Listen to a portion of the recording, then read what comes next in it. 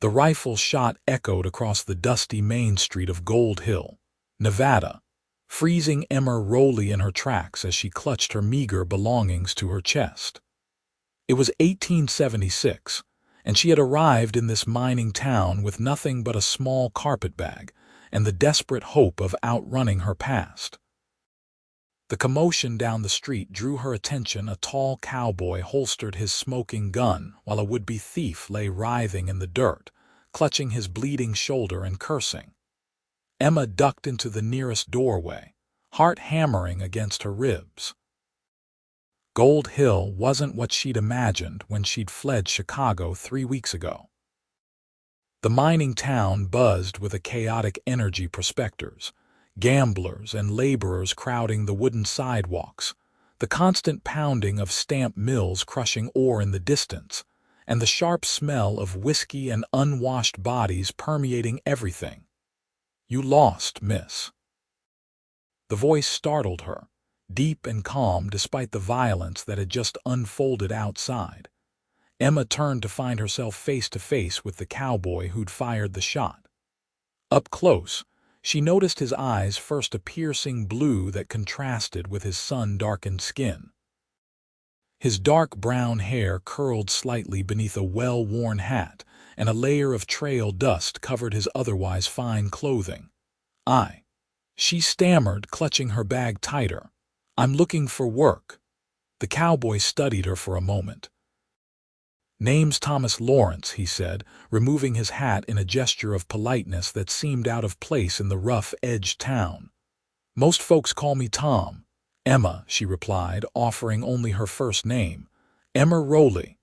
Tom nodded toward her bag. "Just arrived on the afternoon stage." "Yes."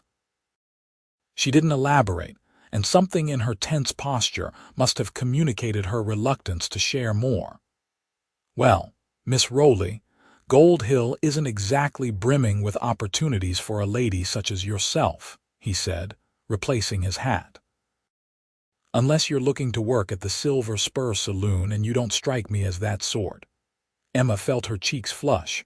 "I'm not. I can cook, clean, so I just need honest work." Tom scratched his chin thoughtfully. "As it happens, Mrs. Patterson over at the boarding house was just saying she needed help. Her arthritis has been acting up something fierce, and she can't keep up with all the miners and their laundry. I could walk you over there if you'd like." Relief flooded Emma's face. "That would be most kind, Mr. Lawrence." "Just Tom, please." He gestured down the street. "Let me see the sheriff about that fella I shot first. He's been trying to rob newcomers off the stage for weeks now." Emma waited outside the sheriff's office, watching the bustle of Gold Hill with wary eyes. The town was perched on the slopes of Sun Mountain, with buildings clinging to the hillside in a haphazard fashion. In the distance, she could see the head frames of mines silhouetted against the Nevada sky, the source of the silver that had brought so many fortune-seekers to this remote corner of the West. Tom emerged from the sheriff's office 15 minutes later. "All settled," he said. "Sheriff Thompson's got him locked up. You ready to meet Mrs. Patterson?" Emma nodded, and they set off down the dusty street. She noticed how people nodded respectfully to Tom as they passed. "You seem well known here," she observed. "Been in these parts going on 5 years now," he replied. "I run cattle on a small spread about 3 miles outside town. Nothing fancy, but it's mine." "You don't look like the other cowboys I've seen," Emma remarked before she could stop herself. Tom laughed, a warm sound that made Emma realize how long it had been since she'd heard genuine laughter. "I wasn't always a rancher. Used to teach school back in Pennsylvania before the war. Came west afterward like a lot of men." "A teacher." Emma couldn't hide her surprise. "The war changes a man's perspective," Tom said simply, and Emma sensed there was much more to the story than he was sharing. "Here we are." The boarding house was a 2-story wooden structure with a small front porch and curtained windows. It looked clean and well-maintained compared to some of the other buildings they'd passed. A brass bell hung by the door, which Tom rang. The door opened to reveal a plump, gray-haired woman with kind eyes and flour-dusted hands. "Tom Lawrence, twice in 1 week. To what do I owe this pleasure? Mrs. Patterson, this is Miss Emma Rowley. She's new in town and looking for honest work. Thought of you straight away. Mrs. Patterson's eyes brightened as she looked Emma over. "Well now, aren't you a godsend? Come in, both of you."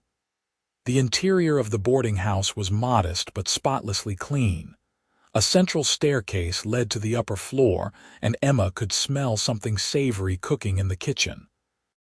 "Sit down, dear," Mrs. Patterson said, gesturing to a small parlor. "Would you like some tea? I've just put the kettle on." "Thank you, that would be lovely," Emma said, sinking gratefully into a chair. Her journey had been long, and the prospect of employment and shelter made her shoulders sag with relief. Tom remained standing, hat in hand. "I'll leave you ladies to get acquainted. Miss Rowley, it was a pleasure. Mrs. Patterson, I'll see myself out." "Nonsense!" the older woman exclaimed. "Stay for tea. I want to hear about that commotion I heard earlier." Tom hesitated but then nodded, taking a seat across from Emma. While Mrs. Patterson bustled off to prepare the tea, Emma found herself studying the cowboy more closely. His hands were calloused from ranch work, but his fingers were long and elegant, a teacher's hands, she thought. "How long have you been traveling, Miss Rowley?" Tom asked quietly. 3 weeks, she answered, surprised at her own honesty. "I came from Chicago." Tom nodded, not pressing for details she clearly didn't want to share. "Chicago to Nevada is a mighty long journey for a woman alone. Sometimes staying is more dangerous than leaving," Emma said, the words slipping out before she could stop them. Tom's eyes met hers, and she saw understanding there. "Yes, I suppose that's true enough." Mrs. Patterson returned with a tray of tea and biscuits, saving Emma from having to elaborate. As they sipped the hot tea, Mrs. Patterson explained the position, helping with cooking, cleaning, and laundry for the 8 current boarders, mostly minors and a couple of clerks. In exchange, Emma would receive room, board, and a small wage. "It's not much, Mrs. Patterson admitted, "but it's honest work and you'll have Sundays to yourself." "It sounds perfect," Emma said sincerely. "When can I start?" "Right this minute, if you're willing. I'll show you to your room and you can get settled before supper. The men will be back from the mines soon, hungry as bears." Tom rose to his feet. "I should be getting back to the ranch. My foreman will be wondering where I've disappeared to." He turned to Emma. "It was a pleasure meeting you, Miss Rowley. I hope Gold Hill treats you kindly." "Thank you for your help, Mr. Lawrence," Emma said, feeling a strange reluctance to see him go. "I'm very grateful." Tom smiled, tipped his hat, and was gone, leaving Emma to follow Mrs. Patterson upstairs to begin her new life. The small room at the end of the hall became Emma's sanctuary over the next few weeks. It was sparsely furnished with a narrow bed, a washstand, and a small chest of drawers, but it was clean and, most importantly, hers alone. She threw herself into her work with a determination that impressed Mrs.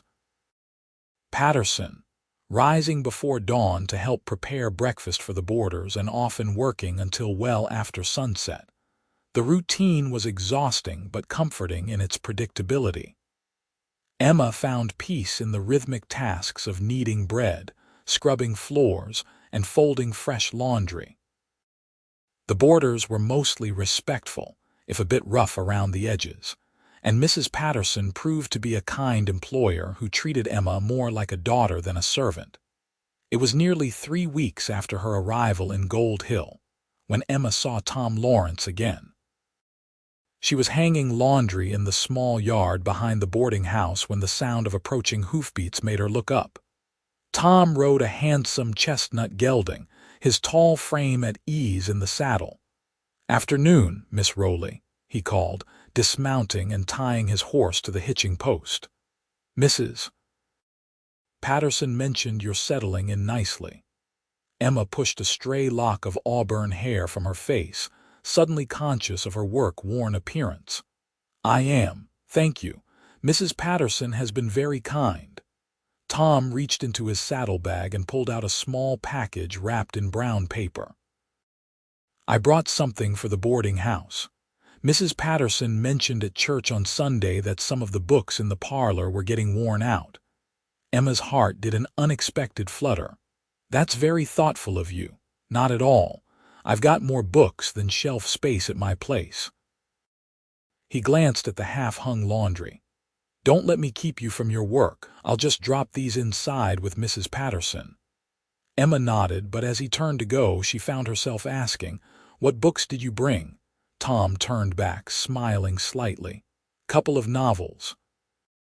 Dickens and a Mark Twain that just came out last year, and some poetry, Tennyson mostly. I've never read Tennyson, Emma said, then felt foolish for admitting it. You should. I think you'd enjoy his work. Tom studied her for a moment. Do you read much, Miss Rowley? Emma felt heat rising to her cheeks. This was the moment she usually made some excuse or changed the subject. But something in Tom's open expression made her hesitate. She began, then stopped, twisting a damp shirt in her hands. The truth is, Mr. Lawrence, I can't read. Or write, beyond signing my name. She braced herself for the look of pity or disdain that usually followed such a confession. Instead, Tom simply nodded, his expression unchanged. Would you like to learn? He asked quietly. The question caught Emma completely off guard. Learn at my age. You can't be more than 25, Tom said with a slight smile. 22, Emma corrected, then added defensively, but still, isn't it too late? Tom shook his head. It's never too late to learn something worth knowing, Miss Rowley. I taught grown men to read during the war, soldiers who'd never had the chance before. Emma stared at him, hardly daring to hope. You would teach me. I would be happy to, Tom said, his voice gentle but matter-of-fact, as if offering to teach a grown woman to read was the most natural thing in the world. I could come by a few evenings a week, after your work is done. I couldn't pay you, Emma said, embarrassment coloring her words. Tom's blue eyes crinkled at the corners as he smiled. I don't recall asking for payment, Miss Rowley. Emma lowered her gaze to the laundry in her hands, mind racing. Learning to read had been a distant dream for so long, something she'd convinced herself didn't matter anymore. Yet here was a chance, handed to her so unexpectedly. I would be very grateful, she said finally, looking up to meet his eyes, if you're certain it wouldn't be too much trouble. No trouble at all, Tom assured her. How about I start tomorrow evening, say 7 o'clock? Emma nodded, a smile breaking across her face despite her efforts to remain composed. Yes, that would be fine. Thank you, Mr. Lawrence. Tom, he reminded her gently, if I'm to be your teacher, we might as well dispense with formalities. Tom, Emma repeated, the name feeling strange and familiar all at once on her lips. And you must call me Emma. Emma, he said with a nod. I'll see you tomorrow evening then. As he walked away, leading his horse back toward the street, Emma found herself standing motionless among the fluttering sheets, her heart racing with an excitement she hadn't felt in years. The prospect of learning to read was thrilling enough, but she couldn't deny that the teacher himself was equally responsible for her quickened pulse. That evening, Emma could barely concentrate on her duties, her mind constantly drifting to the following night's lesson. After the boarders had retired and she was helping Mrs. Patterson with the last of the kitchen cleanup, she gathered her courage.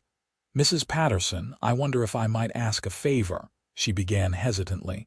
The older woman looked up from the pot she was scrubbing. Of course, dear. What is it? Mr. Lawrence Tom has offered to teach me to read. In the evenings after my work is done. Emma couldn't quite meet her employer's eyes. Would that be all right? We could use the parlor if you don't mind. Mrs. Patterson's face broke into a wide smile. Mind? Why, I think it's wonderful. Tom Lawrence is one of the finest men in this territory and smart as a whip. You couldn't ask for a better teacher. Relief washed over Emma. Thank you. It won't interfere with my duties, I promise. Child, education is never something to apologize for, Mrs. Patterson said firmly. My late husband couldn't read a word when I met him, but he learned, and it opened up a whole new world for him. She patted Emma's hand.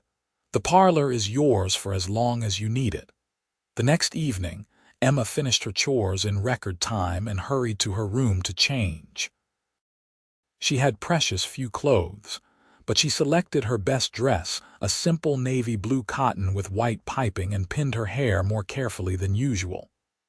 Looking in the small mirror above her washstand, she chided herself for her vanity. This was a reading lesson, not a social call. At precisely 7 o'clock, the brass bell at the front door rang. Emma's stomach fluttered with nerves as she made her way downstairs. Mrs. Patterson had already let Tom in and was chatting with him in the entryway. "Ah, here she is," Mrs. Patterson said warmly as Emma approached. "I'll leave you two to your studies. I've left a lamp in the parlor and some coffee on the stove if you'd like it." Tom had removed his hat and coat, and Emma noticed he was dressed more formally than she'd seen him before, in a clean white shirt and dark vest. He'd brought a leather satchel, which he now held at his side. "Good evening, Emma," he said, and the sound of her name in his deep voice sent an unexpected thrill through her. "Good evening, Tom," she replied, the informal address still feeling strange on her tongue. He gestured toward the parlor. "Shall we begin?" The parlor was cozy, with a small coal stove providing warmth against the early autumn chill. 2 oil lamps cast a golden glow over the room. Emma perched nervously on the edge of the sofa while Tom pulled a chair close, setting his satchel on the small table between them. "Before we start, I want you to know something," Tom said, his voice kind but firm. "There's no shame in not knowing how to read. Many good, intelligent people never had the opportunity to learn." Emma nodded, though the shame she'd carried for years didn't dissolve so easily. "My father believed education was wasted on girls," she said quietly. "And after he died when I was 12, there was no money or time for schooling." Tom's expression darkened momentarily, but he simply nodded. "Well, we're going to remedy that now." He opened his satchel and removed several items, a slate and chalk, a primer book, and a small wooden box. "I thought we'd start with the alphabet. You mentioned you can sign your name, so you must know some letters already." "Just the ones in Emma Rowley," she admitted. "And I learned those by copying, not really understanding what they meant."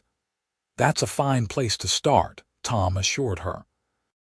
He opened the wooden box to reveal small wooden tiles, each carved with a letter. "I made these years ago for my students.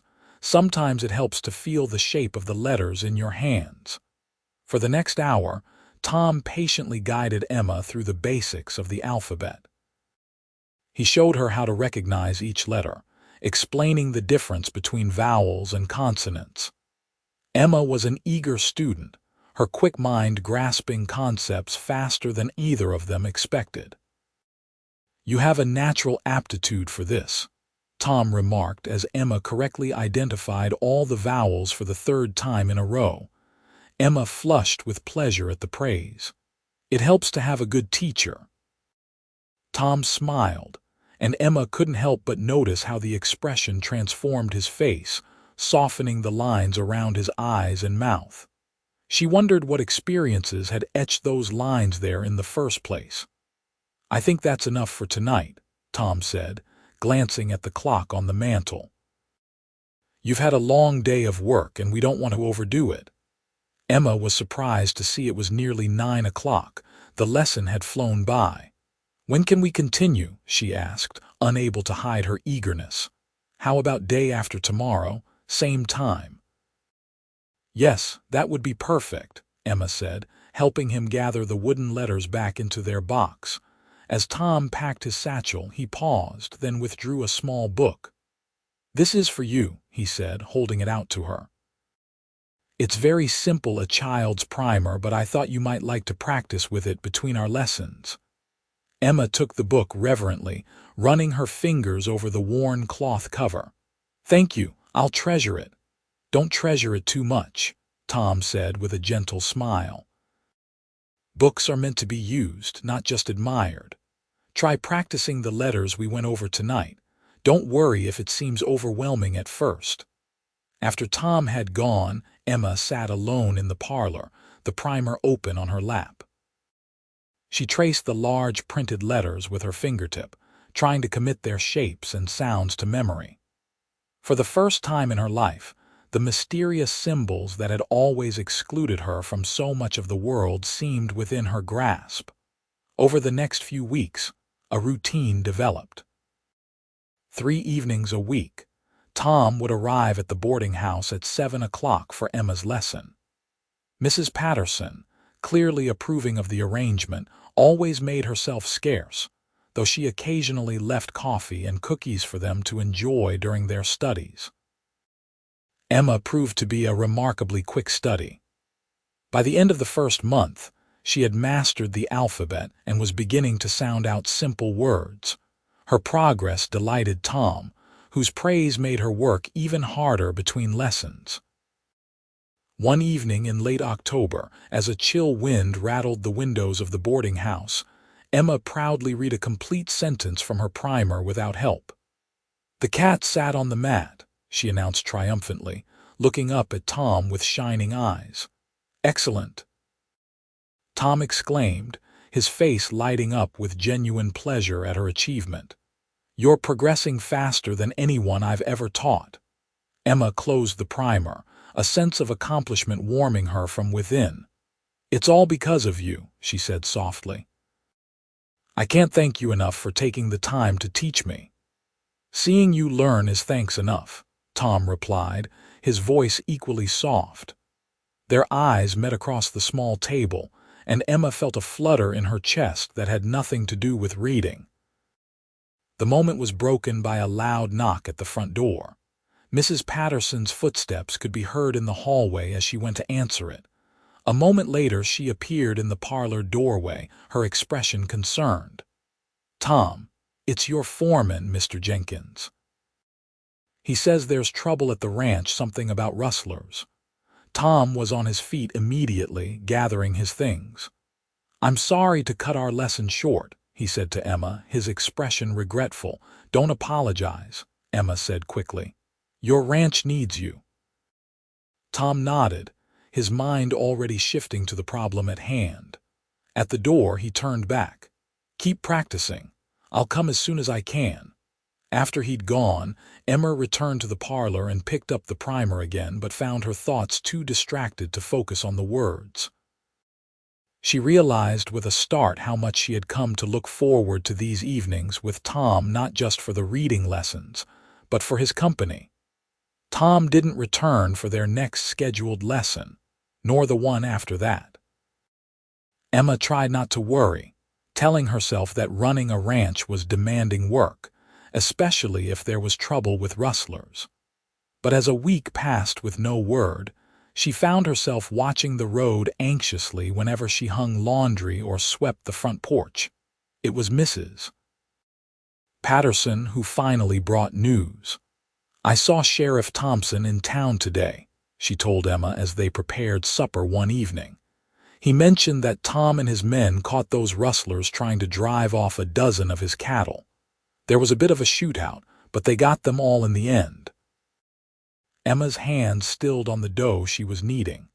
"Was anyone hurt?" Mrs. Patterson hesitated just long enough to make Emma's heart race. "Tom took a bullet in the arm, but the sheriff said it wasn't serious, just a flesh wound." "A bullet wound is hardly just anything," Emma said, unable to keep the worry from her voice. Mrs. Patterson gave her a knowing look. "You've grown quite fond of our Mr. Lawrence, haven't you?" Emma focused intently on the bread dough, hoping the older woman wouldn't notice her flushed cheeks. "He's been very kind to teach me," she said neutrally. "MMHMM," Mrs. Patterson hummed, unconvinced. "Well, I'm sure he'll be back to his teaching as soon as he's mended." 3 more days passed before the familiar sound of hoofbeats brought Emma rushing to the boarding house window.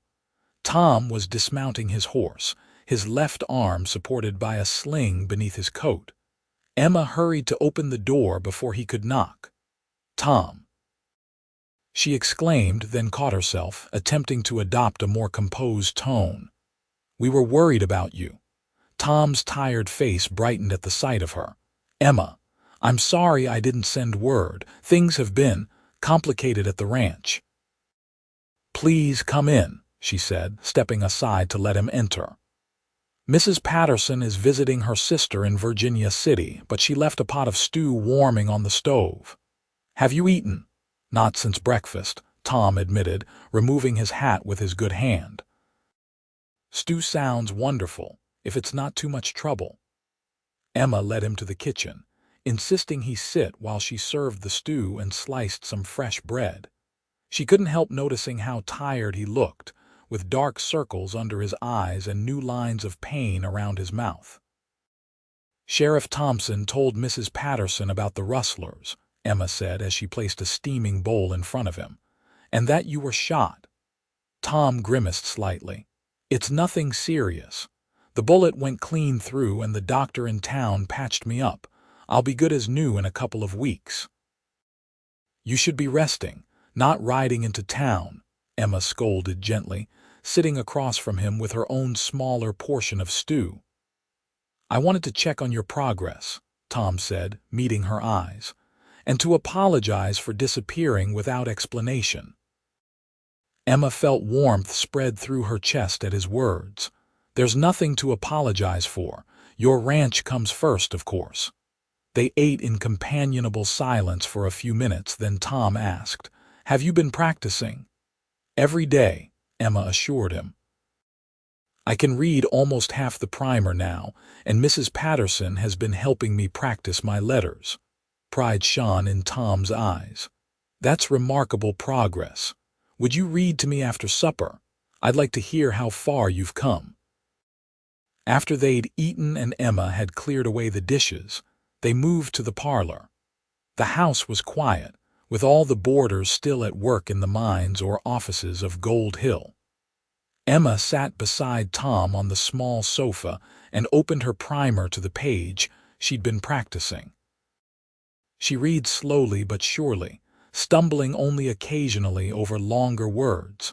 When she finished the short passage about a farm and its animals, she looked up to find Tom watching her with an expression that made her heart skip. "That was perfect," he said softly. "Hardly perfect," Emma demurred. "I still read like a child." "A few weeks ago you couldn't read at all," Tom reminded her. "What you've accomplished is extraordinary." Emma closed the book, gathering her courage. "I have something else to show you." She reached into her pocket and withdrew a folded paper, which she handed to Tom with slightly trembling fingers. He unfolded it to find a letter, painstakingly written in a careful hand. "Dear Tom, I hope you are well. Thank you for teaching me to read and write. I practice every day. Your friend, Emma." Tom looked up, his blue eyes suspiciously bright. "You wrote this yourself," Emma nodded, biting her lip. "Mrs. Patterson helped me with some of the spelling, but I wrote every word." Tom carefully refolded the letter and tucked it into his vest pocket, close to his heart. "I'll treasure this," he said, his voice slightly husky. "It's the finest gift I've ever received." Something in his tone made Emma brave. "Why did you offer to teach me, Tom?" Truly, he considered the question for a moment before answering. "When you told me you couldn't read or write, I saw something in your eyes, not shame exactly, but a hunger. I recognized it because I've seen it before, in men and women who have been denied something precious." He paused, choosing his next words carefully. "And perhaps I was looking for a purpose again, Teaching used to be my life before the war changed everything." "What happened? During the war, I mean," Emma asked gently. Tom's gaze grew distant. "I joined the Union Army in '62, fought at Gettysburg and a dozen other battles. Saw things no man should see." He flexed his right hand unconsciously. "After the war, I couldn't go back to teaching children, couldn't reconcile the man I'd become with the schoolteacher I'd been. So I came west like countless other lost souls looking for something. A new start, I suppose." Emma found herself reaching for his hand, covering it with her own. "And did you find it? Your new start?" Tom's eyes returned to hers, their blue depths warming. "I think perhaps I'm finding it now." The moment stretched between them, charged with unspoken feelings. Then, with gentle deliberation, Tom leaned forward and pressed his lips to hers in a kiss so tender it brought tears to Emma's eyes. When he pulled back, his expression was a mixture of happiness and uncertainty. "I apologize if that was too forward." "It wasn't," Emma interrupted, a smile spreading across her face. "Not too forward at all." Relief flooded Tom's features, followed by a smile that made him look years younger. "In that case, Miss Rowley, I hope you'll allow me to call on you properly. Not just as your teacher, but as a man who very much enjoys your company." "I would like that very much, Mr. Lawrence," Emma replied, her heart soaring with a happiness she'd never dared to imagine for herself. They spent the rest of the evening talking, learning about each other in ways their reading lessons hadn't allowed. Emma gradually shared more about her life in Chicago, her childhood in poverty after her father's death, working as a maid for a wealthy family, and finally, her reason for fleeing west. "The master of the house where I worked," she explained, her voice growing quiet. "He began to pay me unwanted attention. His wife blamed me, of course. When I threatened to tell others about his behavior, he said no one would believe a penniless, illiterate servant girl over him." Her hands twisted in her lap. "I knew he was right, so I took my savings and left. I had a distant cousin who'd gone to Nevada years ago, but when I arrived in Gold Hill, I learned she'd died of fever last winter." Tom's face had darkened with anger as she spoke, but his touch remained gentle as he took her hand. "I'm sorry that happened to you. And I'm sorry your cousin wasn't here when you arrived, but selfishly, I can't regret that you stayed in Gold Hill." Emma squeezed his hand. "Neither can I." When Tom finally rose to leave, it was nearly midnight. His arm was clearly paining him, though he tried to hide it. "You shouldn't ride back to your ranch tonight," Emma said firmly. "It's too far and your arm needs rest." "The hotel," Tom began. "Is expensive and unnecessary," Emma interrupted. "We have an empty room here. Mrs. Patterson wouldn't mind, especially given your injury." Tom hesitated, clearly concerned about propriety. "People might talk." "People always talk," Emma said dismissively. "But Mrs. Patterson knows your character, as do I, and all the boarders have seen you come and go for our reading lessons for weeks now." In the end, Tom agreed, too exhausted and in too much pain to argue further. Emma prepared the vacant room at the end of the hall, opposite from her own, and brought up hot water for washing and extra blankets against the chill of the night. "Thank you," Tom said as she turned to leave.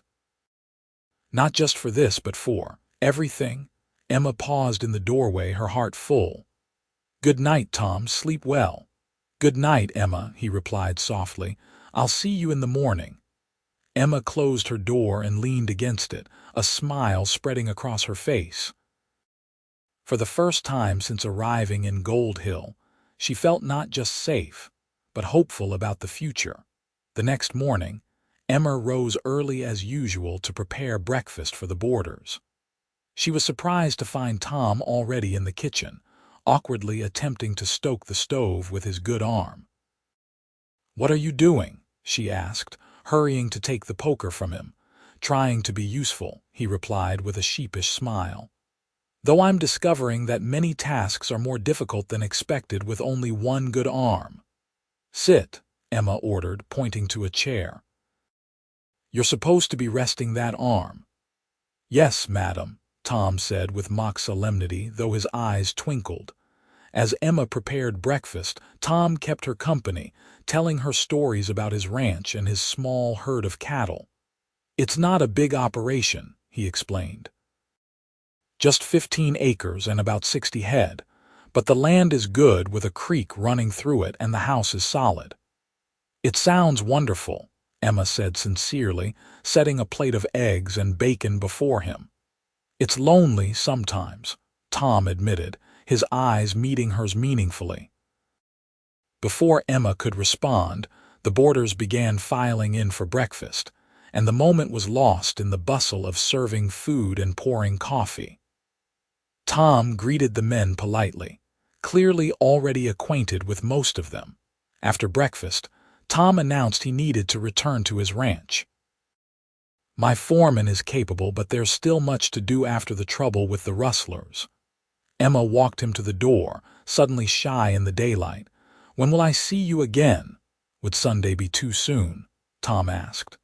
I could take you to church if you'd like, and perhaps for a drive afterward. Sunday would be perfect, Emma replied, happiness bubbling up inside her. Tom glanced around quickly and, seeing no one watching, leaned down to press a swift kiss to her cheek. Until Sunday, then. As she watched him ride away, Emma touched her cheek where his lips had been, marveling at how completely her life had changed in just a few short months.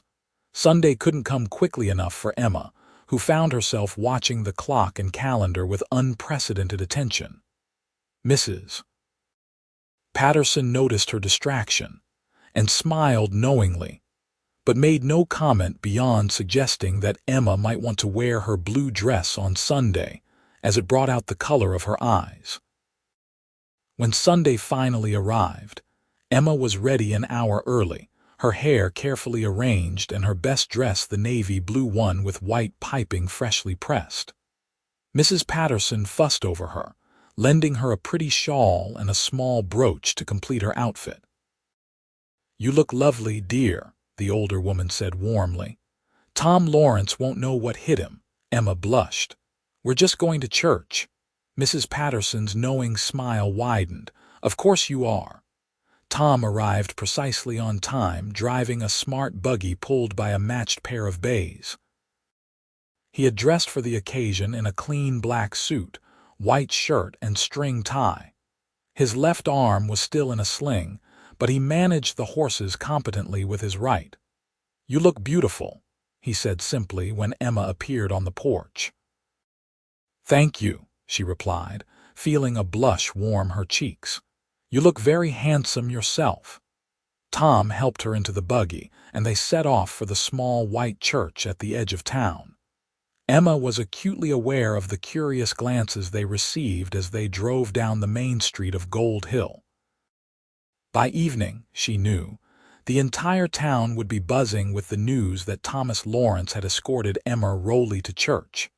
The service was pleasant, though Emma found it hard to concentrate on the minister's words with Tom sitting beside her, his shoulder occasionally brushing against hers. Afterward, they greeted various townspeople, most of whom were cordial, though Emma noticed a few of the unmarried ladies giving her speculative glances. Would you like to have lunch at the hotel restaurant? Tom asked as they left the church. Or I've packed a picnic if you'd prefer to eat outdoors. There's a nice spot by the creek on my property. A picnic sounds wonderful, Emma said, eager to see Tom's ranch. They drove out of town, following a winding dirt road that climbed into the rolling hills surrounding Gold Hill.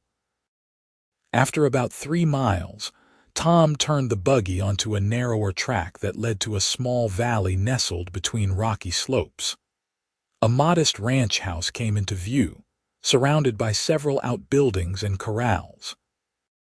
A creek wound through the property, its banks lined with cottonwood trees just beginning to turn gold with autumn.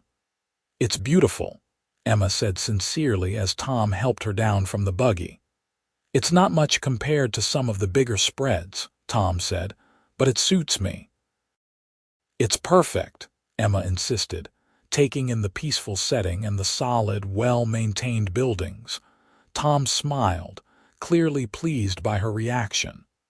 Let me show you around, and then we can have our picnic by the creek. He led her through the ranch house first, a simple but comfortable dwelling with a large kitchen, a cozy parlor with bookshelves lining one wall and 2 bedrooms. The furniture was plain but well crafted, and everything was surprisingly clean for a bachelor's home. My housekeeper, Mrs. Alvarez, comes twice a week, Tom explained when Emma commented on this.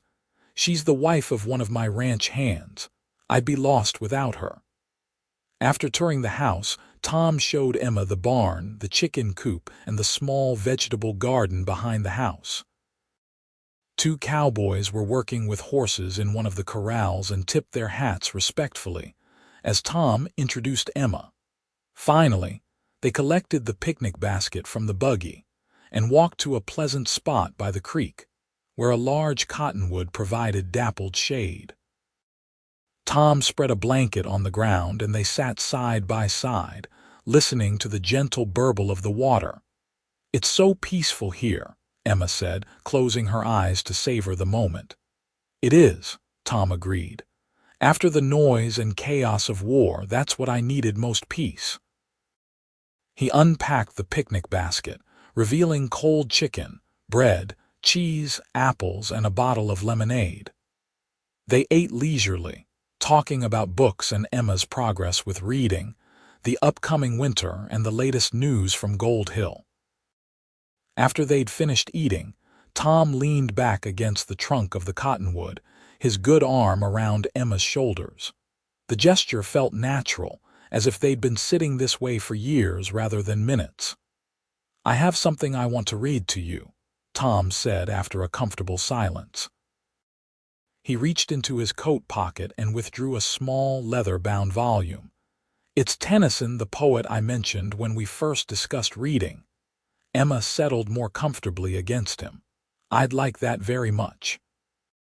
Tom opened the book to a marked page and began to read in a clear, melodious voice. Come into the garden, Maud, for the black bat night has flown. Come into the garden, Maud. I am here at the gate alone, and the woodbine spices are wafted abroad, and the musk of the rose is blown. Emma listened, entranced not just by the beautiful words but by the emotion in Tom's voice as he read them. He continued through several stanzas, his deep voice rising and falling with the rhythm of the poetry. When he finished, Emma sighed contentedly. That was beautiful. Will you read to me again sometime? Tom closed the book, his expression thoughtful. I'll read to you every night if you'd like. The simple statement carried a weight that made Emma's heart beat faster. Every night. Tom set the book aside and turned to face her fully, taking her hand in his. Emma, I know we haven't known each other long, but I feel as though I've been waiting for you my whole life. These past weeks, teaching you to read, getting to know you, they've been the happiest I can remember. Emma's breath caught in her throat. For me, too. I don't want our time together to be limited to a few evenings a week, Tom continued, his blue eyes earnest. I want to build a life with you if you'll have me. Tom, I'm asking you to marry me, Emma Rowley, he said, his voice steady despite the vulnerability in his eyes. I love you, and I want to spend the rest of my days showing you just how much. Tears sprang to Emma's eyes as joy welled up within her. Yes, she whispered, then louder. Yes, I'll marry you, Tom Lawrence. Tom's face broke into a radiant smile, and he leaned forward to kiss her, his good arm pulling her close. When they finally parted, both were breathless and laughing. I don't have a ring yet, Tom admitted. I hadn't planned to propose today, but sitting here with you, it just felt right. I don't need a ring, Emma assured him, squeezing his hand. Just you. They spent the rest of the afternoon by the creek, making plans for their future together. Tom wanted to marry as soon as possible, and Emma saw no reason to wait. "We could be married before Christmas," she suggested. "That would give me time to make a proper dress and for you to heal completely." "Christmas it is," Tom agreed, kissing her again simply because he could. As the sun began to set, casting long shadows across the valley, they reluctantly packed up their picnic and returned to the buggy. The ride back to Gold Hill was filled with quiet happiness, their hands linked whenever Tom could spare his from the reins. At the boarding house, Mrs. Patterson was waiting on the porch, her keen eyes taking in their glowing faces immediately. "Well," she prompted as they approached. "We're getting married," Emma announced, unable to contain her joy. Mrs. Patterson clapped her hands in delight. "I knew it. Oh, my dears, I'm so happy for you both." She hugged Emma and then Tom, careful of his injured arm. "When's the big day?" "Christmas," Tom replied, his smile matching Emma's. "If that meets with your approval, Mrs. Patterson." "As if you need my approval," the older woman scoffed good-naturedly. "But you have it all the same. Now come inside, both of you. This calls for a celebration." The next 2 months passed in a whirlwind of preparations. Emma continued her reading lessons with Tom, progressing rapidly until she could read simple stories on her own. She also began learning to manage a household under Mrs. Patterson's patient guidance, mastering new recipes and improving her sewing skills. Tom's arm healed well, and by early December, he was able to remove the sling permanently. He spent his days preparing the ranch for winter and for his new bride, adding feminine touches to the house with Mrs. Alvarez's help and expanding the small bedroom to make it more comfortable for two. Word of their engagement spread quickly through Gold Hill, and while most townspeople offered sincere congratulations, there were a few whispers about the speed of the courtship and Emma's unknown background.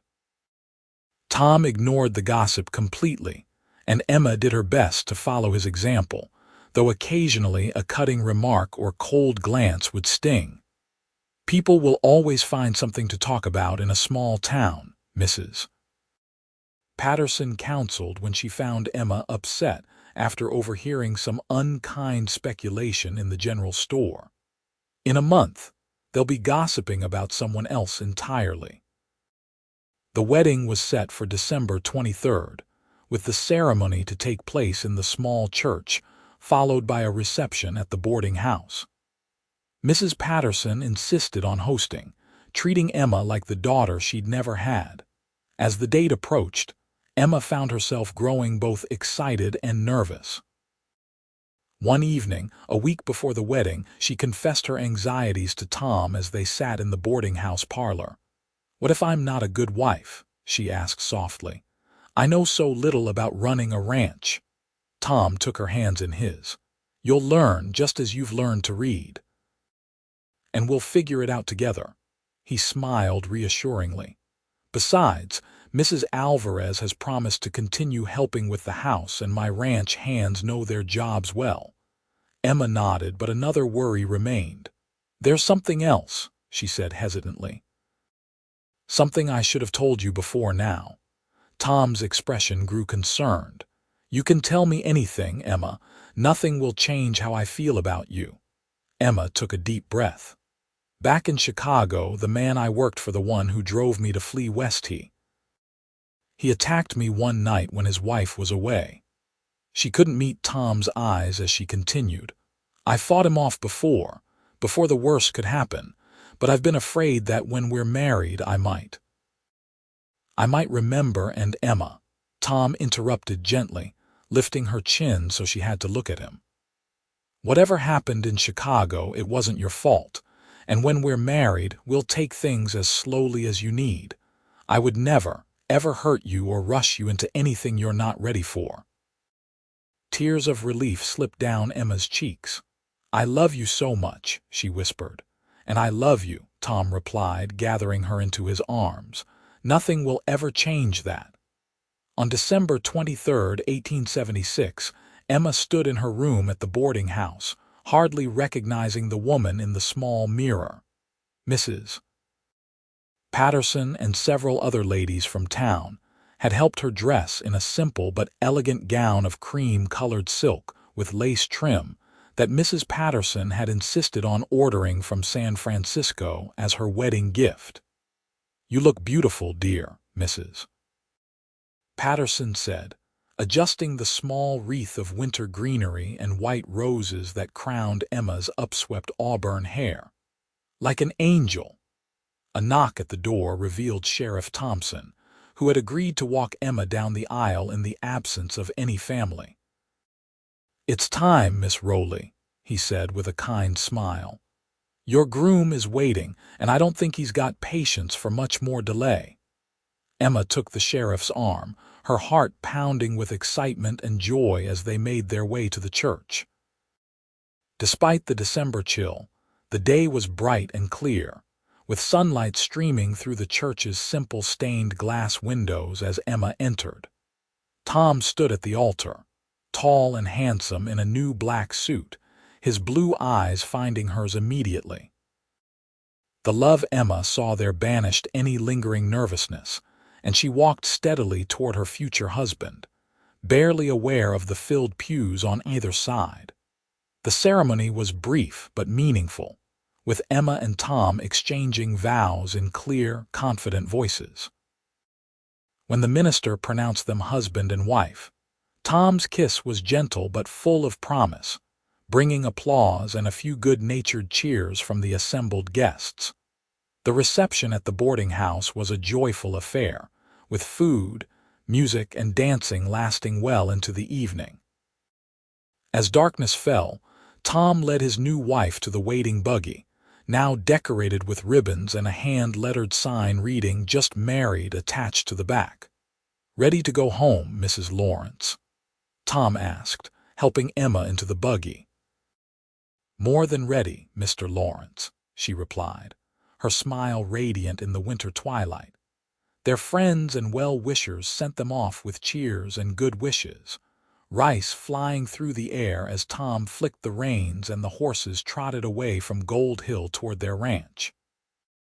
The house was warm and welcoming when they arrived, with lamps lit in every window and a fire blazing in the hearth. Mrs. Alvarez's doing, Emma was sure. Tom lifted her down from the buggy, but instead of setting her on her feet, he swept her into his arms. "Your arm," Emma protested, though she wrapped her arms around his neck, "is perfectly healed," Tom assured her, carrying her across the threshold with ease. "Welcome home, Emma Lawrence." Inside, Emma discovered more of Mrs. Alvarez's thoughtful preparations, a simple but delicious supper keeping warm on the stove, a bottle of champagne chilling in a bucket of snow, and fresh flowers on the table despite the winter season. After they had eaten and shared the champagne, Tom rose from the table and offered Emma his hand. "I have a wedding present for you," he said, leading her to the parlor. On the wall beside the fireplace, where there had previously been only a small landscape painting, hung a new shelf lined with books, at least 30 volumes of various sizes and bindings. "Tom, they're beautiful," Emma breathed, running her fingers along the spines. "They're just the beginning," Tom promised. "I want our home to be filled with books for you to read and someday for our children." Emma turned to him, her heart so full of love she thought it might burst. "Thank you," she whispered, stretching up to kiss him. Later, as they lay together in the soft darkness of their bedroom, the fears Emma had harbored about their wedding night proved unfounded. Tom's patience and gentleness, his constant attention to her comfort and pleasure, transformed what she had dreaded into a beautiful affirmation of their love. As Emma drifted toward sleep in her husband's arms, she reflected on the journey that had brought her to this moment. From a frightened, illiterate young woman fleeing danger to the beloved wife of a good man, learning to read, write, and build a life filled with love and purpose. What are you thinking about? Tom murmured, his voice drowsy. Emma smiled in the darkness. About how far I've come. And how excited I am for all that's still ahead. We have a lifetime ahead of us, Tom said, pressing a kiss to her hair. And I'll read to you every night of it if you want. I do want, Emma replied, snuggling closer. But now I can read to you too. Tom's chuckle rumbled against her ear. That you can, Mrs. Lawrence. That you can. The first year of marriage brought both joys and challenges for Emma and Tom. The harsh Nevada winter tested Emma's resilience as she learned to manage a household isolated by snowdrifts and freezing temperatures. But the cozy evenings spent with Tom by the fire, taking turns reading aloud from their growing collection of books, more than compensated for the difficulties. By spring, Emma had established herself as a capable ranch wife. She'd mastered bread making, learned to garden in the rocky soil, and even helped deliver a calf during a particularly difficult birth. The ranch hands, initially skeptical of their boss's city-bred wife, had come to respect her determination and good humor. Mrs. Alvarez continued to help with the heavier household tasks twice a week, but she now spent much of that time teaching Emma to cook traditional Mexican dishes and sharing the herbal remedies she'd learned from her mother and grandmother. You are a quick learner, the older woman observed one day as Emma successfully made tortillas for the first time. Just like with your rating, Emma smiled, pleased by the comparison. Tom says I'm stubborn. Once I set my mind to learning something, I don't give up easily. Stubborn is good in this country, Mrs. Alvarez said with an approving nod. The West does not reward the weak. As summer approached, Emma began to suspect she was expecting a child. The telltale signs were their morning sickness, fatigue, and a strange new sensitivity to smells. She waited until she was certain before sharing the news with Tom on their 6-month anniversary. They had ridden to their special spot by the creek, which was now running high with melted snow from the mountains. Emma had packed a picnic similar to the one they'd shared when Tom proposed. Do you remember what you read to me that day? Emma asked as they sat side by side on the blanket, watching the creek flow by. Tennyson, Tom replied, smiling at the memory. Come into the garden, Maud. I have it memorized now, Emma said proudly, and proceeded to recite the first stanza perfectly. Tom's eyes shone with pride and love. Remarkable, he said, kissing her lightly. You've come so far in such a short time. Emma took his hand and placed it gently over her still flat stomach. We've come far, she corrected softly. And soon there will be 3 of us on this journey. Tom's expression shifted from confusion to dawning understanding to pure joy in the space of seconds. Emma. Are you saying, we're going to have a baby, she confirmed, laughing as Tom whooped with delight and pulled her into a careful embrace. When? He asked, his hand still resting protectively over her midsection. Doctor. Reynolds says early December, just in time for Christmas and our first anniversary. Tom shook his head in wonder. A baby, he repeated, our baby. Then a shadow of concern crossed his face. Are you feeling well? Is there anything you need? Should we ride back to the house so you can rest? Emma laughed again. I'm pregnant, not made of glass. I feel wonderful except for the mornings, which are rather unpleasant. I've noticed you looking a bit green at breakfast, Tom admitted. I thought perhaps Mrs. Alvarez's spicy eggs disagreed with you. Everything disagrees with me before 9 in the morning, Emma said wryly. But Dr. Reynolds assures me that will pass in a month or so. They spent the rest of the afternoon making plans for the baby, converting the small second bedroom into a nursery, discussing names and dreaming of the future. Boy or girl, our child will learn to read early, Tom declared, and to ride and to appreciate poetry, and to be kind, Emma added softly, like his or her father. Tom kissed her again, more deeply this time, and brave like his or her mother.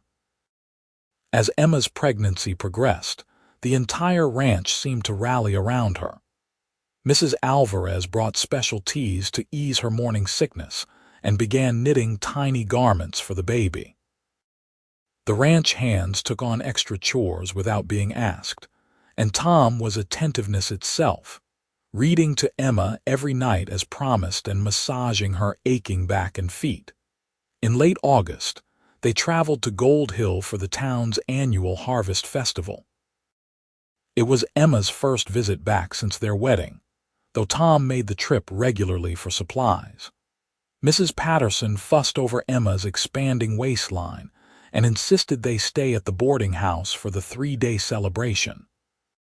"You can't possibly make that journey back and forth in your condition," she declared, brooking no argument. The festival was in full swing when they arrived, with food stalls, games, music, and dancing filling the main street. Emma was touched by how many townspeople greeted her warmly and offered congratulations on her pregnancy. "You've become quite popular in your absence," Tom observed as they strolled arm in arm through the festivities. "Absence makes the gossips find new targets," Emma suggested with a smile. They were examining a display of handcrafted baby furniture when a familiar voice made Emma freeze. Well, if it isn't the schoolteacher turned cowboy and his mail-order bride. Emma turned slowly to see a tall, elegantly dressed man with cold eyes and a mocking smile. Recognition hit her like a physical blow. Richard Harrington, her former employer from Chicago, the man whose unwanted advances had driven her to flee west. "Harrington," Tom said stiffly, and Emma realized with surprise that the men knew each other. "Lawrence," Harrington replied with a slight nod. "Quite the domestic scene you're creating. Congratulations are in order, I see." His eyes flicked dismissively to Emma's rounded belly. "What are you doing in Gold Hill?" Tom asked, his voice tight with barely controlled anger. "Business, my dear fellow. Mining investments." Harrington's gaze shifted to Emma. "Though I must say, running into my former housemaid is an unexpected bonus. How are you, Emma? Still struggling with your letters?" Emma felt Tom tense beside her but placed a restraining hand on his arm. "I can read and write quite well now, Mr. Harrington," she said, her voice steadier than she felt. "My husband is an excellent teacher." Harrington's eyebrows rose. "Husband how? Conventional. I'd heard you'd found employment in a brothel out west. Clearly, my information was incorrect." Tom took a step forward, his face thunderous, but Emma tightened her grip on his arm. "We should be going," she said quietly. "Mrs. Patterson is expecting us for supper." With visible effort, Tom controlled his temper. "You're right." He nodded curtly to Harrington. "Good day." As they walked away, Emma could feel Harrington's eyes on her back. Once they were out of earshot, Tom turned to her. "How do you know that snake?" "He was my employer in Chicago," Emma admitted, her voice low. "The one I told you about, the one who attacked me." Tom stopped walking, his face pale with anger and shock. "Harrington. Richard Harrington was the man who drove you from your home." Emma nodded, confused by Tom's reaction. "You know him." "We served together during the war," Tom said grimly. "He was an officer in my regiment, one of the worst kinds, who treated his men like disposable chess pieces. I had heard he'd made a fortune in Chicago after the war, but I had no idea." He broke off, his hands clenching into fists. "If I had known it was him, I would have. It doesn't matter now," Emma said firmly. "He can't hurt me anymore. I have you and our life together and our baby on the way." Tom took a deep breath, visibly calming himself. "You're right, of course, but I don't like him being here in Gold Hill. There's no telling what trouble he might cause. Let's not let him ruin our visit," Emma pleaded. This is the first time I've been back to town in months and I want to enjoy the festival. Tom managed a smile. Of course, I'm sorry. He offered his arm again. Shall we continue? They did their best to put the encounter behind them and enjoy the rest of the afternoon. But Emma could see that Tom remained troubled. That evening at the boarding house, after Emma had gone upstairs to rest before supper, she overheard Tom speaking with Sheriff Thompson in the parlor. "I want you to know what kind of man he is," Tom was saying. "He has a history of preying on vulnerable women. He drove my wife from her home in Chicago after attacking her." "That's a serious accusation," the sheriff replied gravely. "But without evidence, there's not much I can do. He's here on legitimate business. From what I can tell, bought a significant stake in the Yellow Jacket mine last week. Just keep an eye on him," Tom urged, "especially around any young women working in the hotels or restaurants." "I always keep an eye on newcomers with money," Thompson assured him, "but I'll pay extra attention to this one, given what you've told me." Emma retreated quietly to her room, her mind whirling. The idea that Harrington was now a part owner of one of Gold Hill's biggest mines meant he might become a permanent fixture in the area. The thought made her stomach clench with anxiety. She was sitting on the edge of the bed, trying to calm her racing thoughts when Tom entered the room. "I heard you," Emma said before he could speak. "Talking to Sheriff Thompson." Tom sighed, sitting beside her and taking her hand. "I'm sorry. I should have discussed it with you first, but I felt the sheriff needed to know what kind of man Harrington is. What if he causes trouble for us?" Emma worried. "What if he spreads lies about me in town? Then we'll face it together," Tom said firmly. "Emma, you have nothing to be ashamed of, and anyone who matters in this town already knows your true character." Emma leaned against her husband's solid shoulder, drawing strength from his certainty. "I just don't want him to taint what we've built here." "He won't," Tom promised. "I won't let him." The rest of their stay in Gold Hill passed without further incident, though Emma was constantly on alert for another encounter with Harrington. To her relief, he seemed to be avoiding the public festivities, and they returned to the ranch without seeing him again. As autumn painted the landscape in golds and reds, Emma tried to put Harrington out of her mind and focus on preparing for the baby's arrival. The nursery took shape, with a beautiful cradle that Tom crafted himself as the centerpiece. One cool October evening, as they sat by the fire with Emma reading aloud from David Copperfield, while Tom worked on a tiny rocking horse for the baby, a sudden pounding at the door startled them both. Tom rose quickly, reaching for the rifle he kept near the door, a habit from his days in the war that he'd never abandoned. "Who's there?" he called. "It's Jenkins, boss," came the urgent reply. "There's trouble at the North Pasture fire." Tom threw open the door to find his foreman, breathless and soot-stained. "What happened?" "Lightning strike, we think," Jenkins gasped. "Hit that old dead oak by the creek. The grass is bone dry from the summer and the wind's picking up. We've got all hands fighting it, but it's spreading fast toward the winter grazing land." Tom was already reaching for his coat. "I'll be right there." He turned to Emma, his expression torn between concern for her and the urgent need to protect their livelihood. "Go," Emma said immediately. "I'll be fine here." "Lock the doors behind me," Tom instructed, checking his rifle before returning it to its place. "I don't know when I'll be back." He kissed her quickly, one hand gently touching her rounded belly, and was gone, the door slamming behind him. Emma moved to lock it as instructed, then returned to the fire, her reading forgotten as worry gnawed at her. Outside, she could see an ominous orange glow on the northern horizon, where their best pastureland lay. If the fire consumed it, their cattle would have nowhere to graze during the coming winter months. Unable to sit still, Emma paced the small parlor. She had just decided to make coffee for the men to have when they returned when another knock came at the door, this one more measured than Jenkins's desperate pounding. Emma froze, her heart racing. "Who is it?" she called, moving cautiously toward the door. "It's Richard Harrington, Mrs. Lawrence," came the smooth reply. "I apologize for the late hour, but I have urgent business with your husband." Emma's blood ran cold. What was Harrington doing at their ranch, miles from Gold Hill, in the middle of the night? And how had he known Tom would be away fighting the fire? "My husband isn't here," she called through the door, making no move to unlock it. "There's a fire in the north pasture. You can find him there." "A fire? How unfortunate." Harrington's voice dripped with false concern.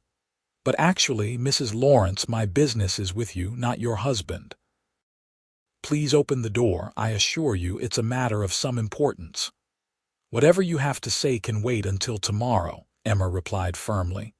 "Good night, Mr. Harrington."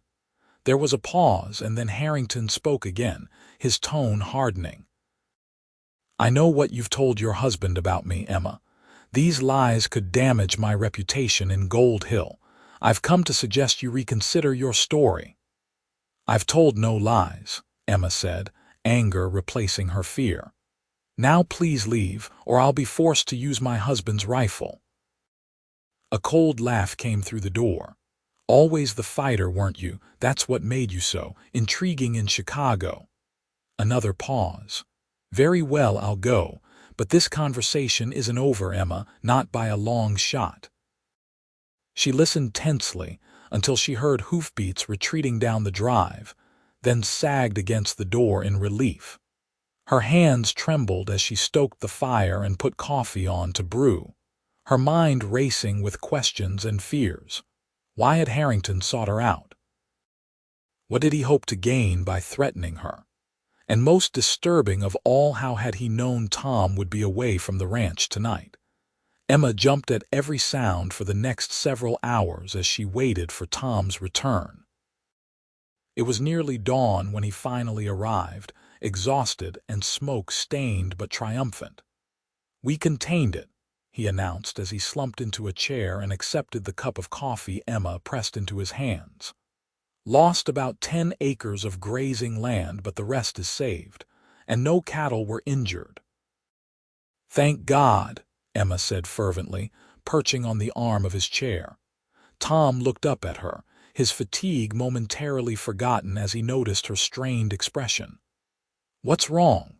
Did something happen while I was gone?" Emma hesitated only briefly before recounting Harrington's visit. Tom's face darkened with each word, his exhaustion giving way to cold fury. "He came to our home, in the middle of the night." His knuckles whitened around the coffee cup. "Emma, this goes beyond harassment. He's threatening you, threatening us." "But why?" Emma asked. What could he possibly gain by stirring up the past? Tom set down his cup and ran a hand through his soot-streaked hair. "I don't know, but I intend to find out." He stood abruptly. "I'm going to Gold Hill first thing tomorrow to speak with Sheriff Thompson." "I'll come with you," Emma said immediately. "In your condition," Tom began. "In my condition, I'm not staying here alone," Emma interrupted firmly. "Besides, if we're going to confront this, we should do it together." Tom studied her determined face for a moment, then nodded. "You're right. We'll go together after I've had a few hours' sleep."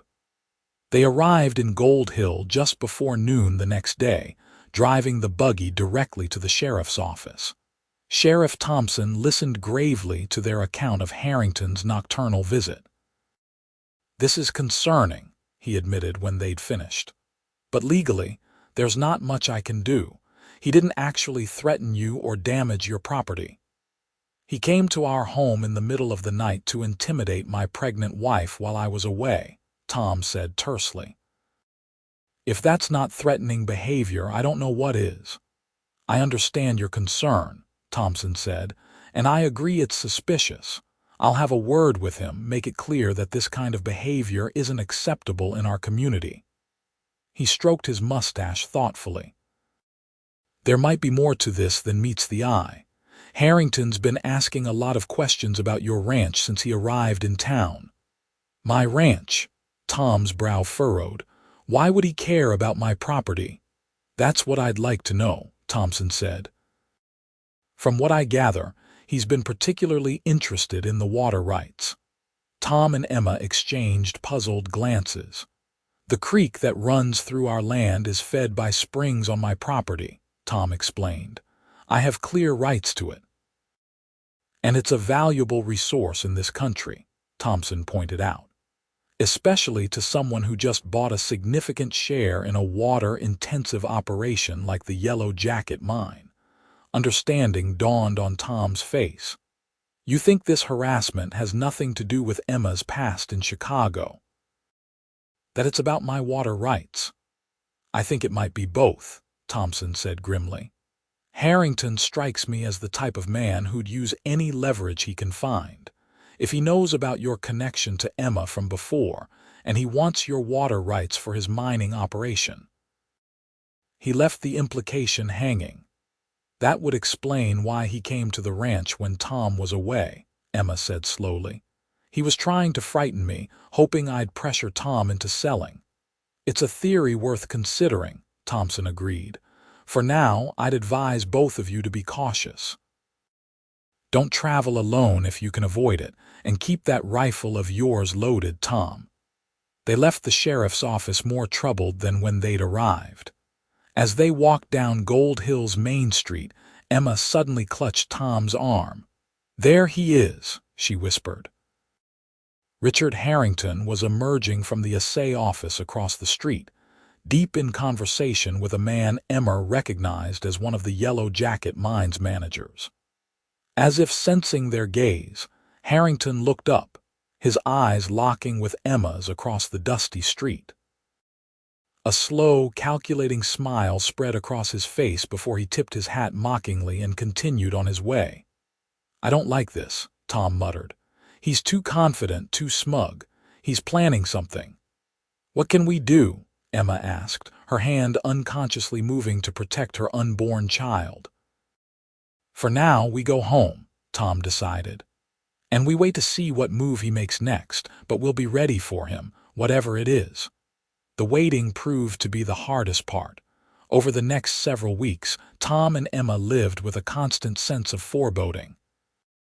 Tom increased security at the ranch, keeping at least one man on guard at night and checking the creek and property boundaries daily for signs of trespassers.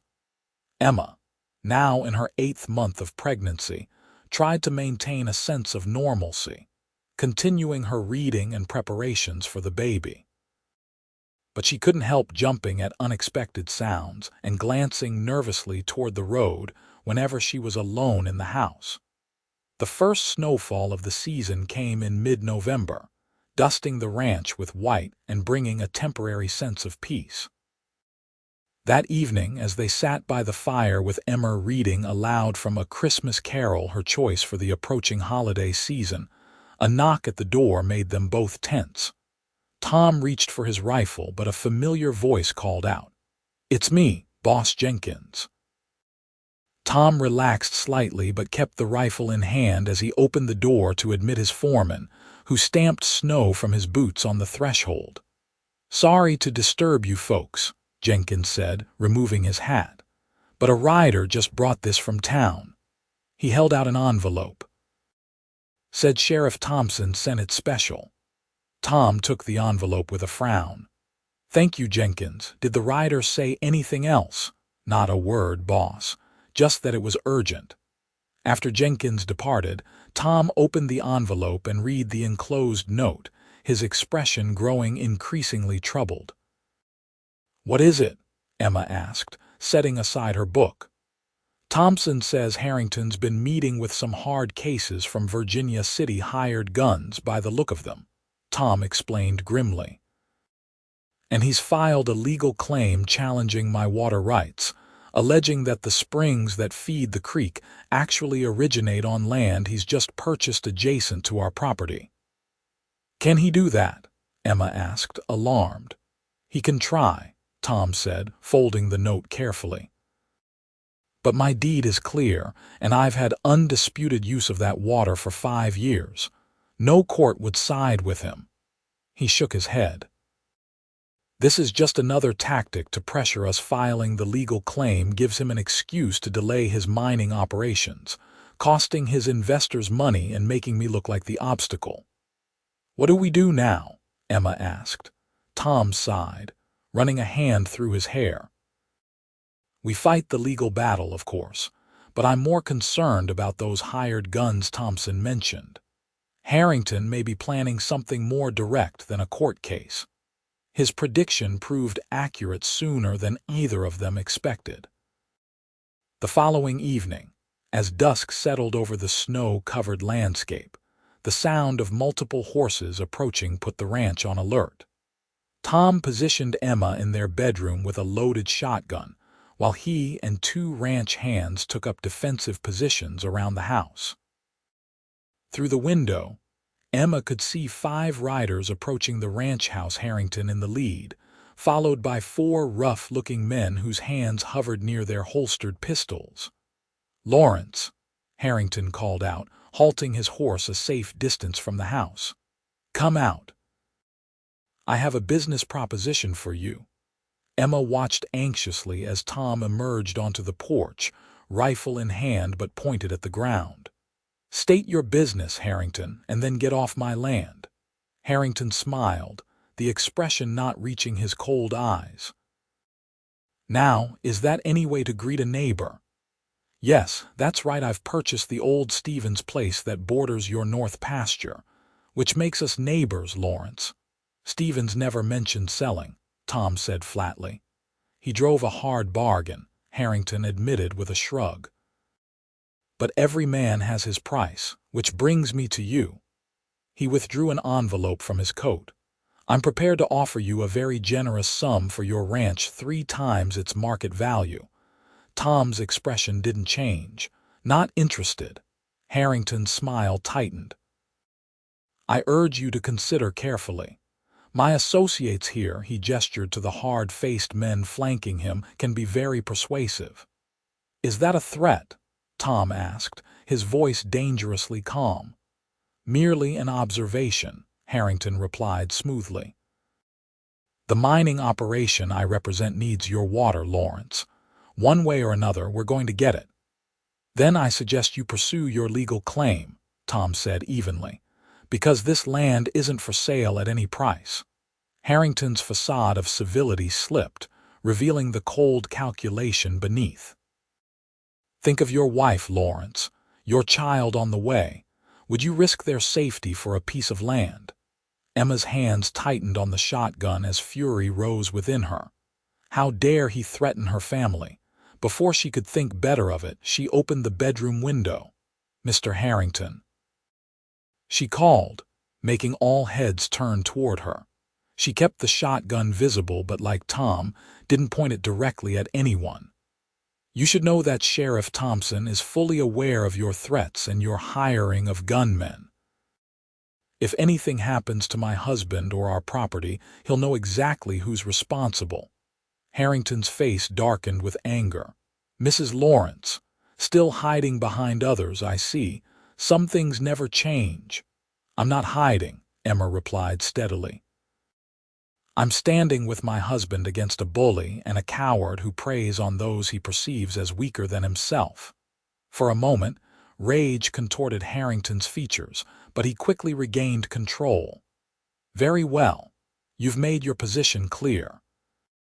But remember this, I always get what I want one way or another." He turned his horse. "Come, gentlemen, we're not welcome here today."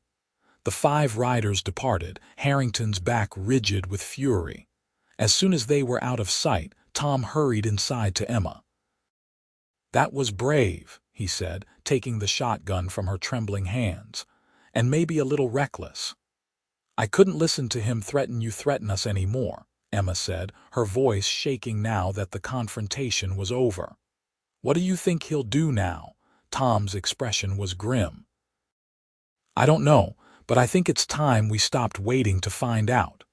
The next morning, Tom rode to Gold Hill alone, despite Emma's protests. "I need to speak with Sheriff Thompson and my lawyer," he explained, "and I'll feel better knowing you're here with Jenkins and the men." He returned late that afternoon with news. Thompson's deputized 2 extra men to help keep an eye on Harrington and his hired guns, and my lawyer confirms what I already knew: Harrington's legal claim to the water rights is baseless. He's just using it as harassment. So what happens now? Emma asked. "We wait," Tom said simply. "But this time, we're not just waiting for Harrington to make a move. Thompson is watching him, gathering evidence of his underhanded tactics, and my lawyer is preparing a countersuit for harassment and legal expenses." The next 2 weeks passed in tense anticipation, but Harrington made no further moves against them. As November gave way to December, and Emma's due date approached, they began to hope that perhaps Harrington had recognized the futility of his efforts and decided to pursue easier targets. Emma's labor began on the evening of December 20th, 3 days before their first wedding anniversary. Mrs. Alvarez, who had experience as a midwife, took charge of the birth, sending Tom to pace anxiously in the parlor with strict instructions not to return until called. After 6 hours of labor, Emma gave birth to a healthy baby boy with a shock of dark hair like his father's, and when he briefly opened them, eyes as blue as a summer sky. "Thomas William Lawrence, Jr.," Emma whispered when Tom was finally allowed to enter the bedroom to meet his son. "We can call him Will to avoid confusion." Tom cradled the tiny bundle with a mixture of awe and terror. "He's perfect," he breathed. "Just like his mother, Mrs." Alvarez shooed Tom out again to help Emma clean up and rest, but he returned as soon as permitted, perching on the edge of the bed beside his exhausted but radiant wife and newborn son. "I've never been so happy," Emma confessed, leaning against Tom's shoulder as they both gazed at their child. "Or so tired," Tom chuckled, pressing a kiss to her temple. "Sleep, love. I'll watch over both of you." True to his word, Tom spent the night in a chair beside the bed, dozing lightly but alert to every small sound from mother or child. As dawn broke on December 21st, 1877, he gazed at his sleeping family with profound gratitude. The peace was shattered mid-morning by the sound of a gunshot from the direction of the creek. Tom, who had just brought Emma breakfast in bed, was instantly alert. "Stay here," he ordered, reaching for his rifle. "Lock the door behind me." "Tom, be careful," Emma pleaded, clutching Will to her chest. Tom paused at the door, memorizing the sight of his wife and son as if he might never see them again. "I love you both," he said simply, then was gone. Emma heard shouting outside, then more gunfire, several shots in rapid succession. She rose from bed on shaky legs, ignoring Mrs. Alvarez's protests, and moved to the window, keeping Will close. What she saw made her blood run cold. Tom and Jenkins were crouched behind the woodpile, exchanging fire with at least 3 men positioned along the creek bank, and approaching from the north, mounted on his distinctive black stallion, was Richard Harrington. "Mrs. Alvarez," Emma said urgently, "take Will and hide in the root cellar. Don't come out until either Tom or I come for you." "But Senora, you just had a baby, please," Emma interrupted. "I need to know my son is safe." Reluctantly, Mrs. Alvarez took the swaddled infant. "What will you do?" Emma was already pulling on her robe over her nightgown. "Whatever I have to." After seeing Mrs. Alvarez and Will safely to the root cellar behind the kitchen, Emma retrieved the shotgun from its place by the door. Her body ached from childbirth, and weakness threatened to overwhelm her, but determination kept her moving. She made her way cautiously to the back door, which faced away from the creek where the gunfire was concentrated. Slipping outside, she used the outbuildings for cover as she worked her way around to approach the creek from a different angle than Tom and Jenkins. From her new vantage point behind the chicken coop, Emma could see Harrington sitting on his horse well back from the actual fighting, watching with clinical detachment as his hired guns exchanged fire with Tom and the ranch hands. One of Harrington's men was already down, clutching a bloody shoulder. Emma's hands tightened on the shotgun as rage filled her. This man, this monster who had pursued her across half a continent, was now threatening not just her but her husband and newborn child. Something inside her hardened into resolve. Moving carefully from the chicken coop to a storage shed closer to Harrington's position, Emma steeled herself for what she needed to do.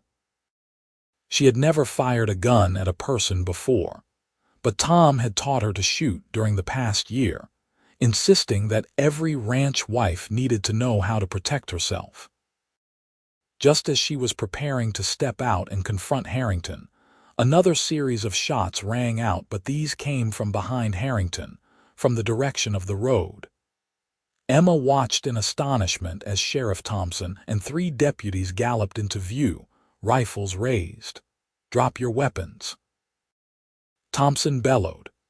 "You're surrounded." The hired guns, caught between Tom and Jenkins on one side and the sheriff's men on the other, hesitated only briefly before raising their hands in surrender. Harrington, seeing his plan collapsing, wheeled his horse to flee, only to find his path blocked by Emma, who stepped out from behind the shed with the shotgun leveled at his chest. "Get off your horse, Mr. Harrington," she said, her voice steady despite her physical weakness. "It's over." Harrington's face contorted with rage. "You stupid woman. Do you think this changes anything? I'll be out of the jail by nightfall and then you'll leave Nevada territory and never return," Sheriff Thompson interrupted, riding up beside Emma. "Mrs. Lawrence, you should be in bed, not holding outlaws at gunpoint." "I needed to protect my family," Emma said simply, not lowering the shotgun until one of the deputies had taken Harrington into custody. Tom reached her side a moment later, his face a mixture of fear, pride, and exasperation. "Emma, what were you thinking? You could have been killed." "So could you," she replied, finally allowing the shotgun to be taken from her trembling hands. "I couldn't just hide and wait." Tom pulled her carefully into his arms. "Are you all right, and Will?" "We're both fine," Emma assured him. "Mrs. Alvarez is with him in the root cellar." Sheriff Thompson approached them, having supervised the binding of the prisoners. "I apologize for cutting it so close," he said. "We've been watching Harrington since your visit to town, and when these gunmen rode out at dawn, we followed. Didn't expect them to move quite so fast, though." "How did you know they were coming here?" Tom asked. "One of my deputies was posing as a stable hand at the hotel where Harrington's been staying," Thompson explained. "Overheard him telling these fellows that with a new baby in the house, you'd be distracted and vulnerable." His expression darkened. He didn't count on a protective mama bear with a shotgun. Emma flushed at the praise but felt her legs beginning to give way beneath her. Tom noticed immediately and swept her into his arms. "Let's get you back to bed," he said firmly. "Sheriff, we can give our statements later." "Of course," Thompson agreed. "We'll take these men to the Gold Hill jail. Harrington will face charges of conspiracy, attempted murder, and probably a dozen other crimes once we're through." As Tom carried Emma back to the house, she rested her head against his shoulder. "Is it really over?" she whispered. "It's over," Tom confirmed, holding her close.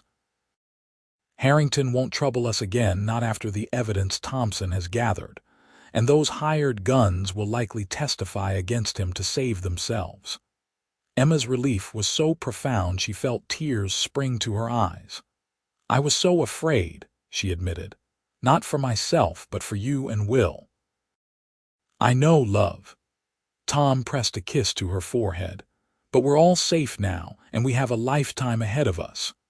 Back in their bedroom with Mrs. Alvarez fussing over her and Will nursing contentedly at her breast, Emma felt peace settle over her at last. The darkness from her past had finally been vanquished, leaving only the bright promise of the future. 3 days later, on December 23rd, 1877, Emma and Tom celebrated their first wedding anniversary with their newborn son and the friends who had become family Mrs. Patterson, who had traveled from Gold Hill bearing gifts for the baby, Sheriff Thompson and his wife, Mrs. Alvarez and her husband, and the loyal ranch hands who had stood with them against Harrington's men. As twilight fell and their guests departed, Tom built up the fire in the bedroom to ward off the winter chill. Emma sat in the rocking chair he had crafted for her, while asleep in her arms after his evening feeding. "I have an anniversary gift for you," Tom said, retrieving a package from his bureau drawer. "You've already given me everything I could want," Emma protested softly, gesturing to their son and the comfortable home around them. "Humor me," Tom insisted with a smile, placing the carefully wrapped package in her lap. Emma shifted Will to one arm and unwrapped the gift with the other, gasping softly when she saw what it contained: a beautiful leather-bound book with blank pages. "A journal?" she asked, running her fingers over the embossed cover. "For you to write in," Tom confirmed, kneeling beside the rocking chair. "Your thoughts, your memories, stories for Will when he's older, whatever you wish. I thought you might like having a place to record your journey. From where you began to where you are now." Tears filled Emma's eyes as the significance of the gift struck her. A year ago, she couldn't have imagined being able to read a book, let alone write in one. Now, she could do both because of this man who had seen not her limitations, but her potential. "It's perfect," she whispered, leaning down to kiss him. "Thank you." Tom took Will from her arms and placed him gently in his cradle, then returned to kneel before Emma, taking both her hands in his. "You remember what I promised you that first night you told me you couldn't read or write?" he asked softly. Emma smiled, her heart overflowing with love. "You said you would read to me every night." "And I have, haven't I?" "Every night," Emma confirmed, "even when you were exhausted from ranch work or worried about Harrington's threats." Tom squeezed her hands gently. "I want you to know that I'll keep that promise for the rest of our lives. I'll read to you every night and to our children and our grandchildren someday. And I'll read to you too," Emma promised in return. "So many wonderful stories we'll share together." Tom rose, pulling Emma to her feet and into his embrace. "That's what I want most of all," he murmured against her hair.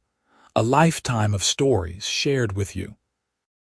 As snow began to fall softly outside their window, blanketing the ranch in pristine white, Emma and Tom stood together in the firelight, their sleeping child nearby, a family forged through courage, perseverance, and the transformative power of love and learning. In the years that followed, Emma would fill many journals with the story of their life together.